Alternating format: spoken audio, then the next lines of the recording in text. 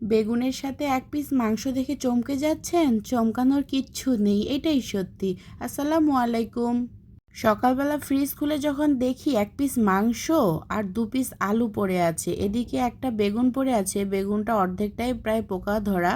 তো কি আর করব, আলাদা আলাদা মানে এখনও আমাদের ঢাকা শহরে মনে হচ্ছে যে মানে সবজির ভ্যান ট্যানগুলো ঠিকমতো বসেও নাই, বাজারও করতে পারতেছি না ঠিকমতো।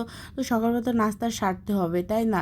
তো দিলাম আর কি সব একসাথে। মানে আমি না মানুষটা এমনই এলোমেলো, এটা হচ্ছে আমার বাসায় সবাই জানে। তবে বিশ্বাস করেন, এলোমেলো মানুষ হলেও আমার সব কাজগুলো শেষে সবাই বুঝে যে হ্যাঁ, কাজগুলো ঠিকই আছে। তো যাই হোক, যা বুঝার, যারা মানে বুদ্ধিমান তারা ঠিকই সব বুঝে ফেলবেন। তো এই যে দেখেন, সব কিছু একসাথে দিয়েই একবারে একটা মানে কি তরকারি হয়ে গেল। আর রুটি তো আমি বানিয়েই রেখেছিলাম তো সকালের নাস্তার জন্য, তো এখন বাচ্চাদের নিয়ে খাওয়াবো।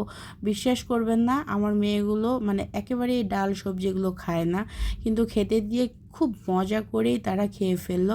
আর সবাই মানে ভালোভাবে খেয়েছে, তবে একটা আবার খায় নাই, তাকে আবার ঠিকই শেষ কয়েকগুলো কী সব কিছু দিয়ে রান্না করেছো, মানে সে খাবে না, তার জন্য আবার ঠিক আলাদাভাবে ডিম করে দিতে হয়েছে। তো যাই হোক, ব্যাপার না, সমস্যা নেই। তো এদিকে আবার দুপুরের জন্য মানে শুটকি আলু দিয়ে করেছি, এটা এক জায়গায় চলে যাবে। আর আমাদের বাসার জন্য মুরগির মাংস ছিল, এগুলো মানে পরের দিন দুপুর পর্যন্ত হয়ে যাবে, এত রান্না করতে পারি না। তারপর বাচ্চাদের স্কুল কোচিং মোটামুটি খুলে গিয়েছে। তো ঠিক আছে, সবাই ভালো থাকবেন।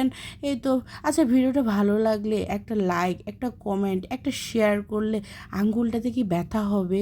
প্লিজ একটু করে দিবেন তো। আল্লাহ হাফেজ।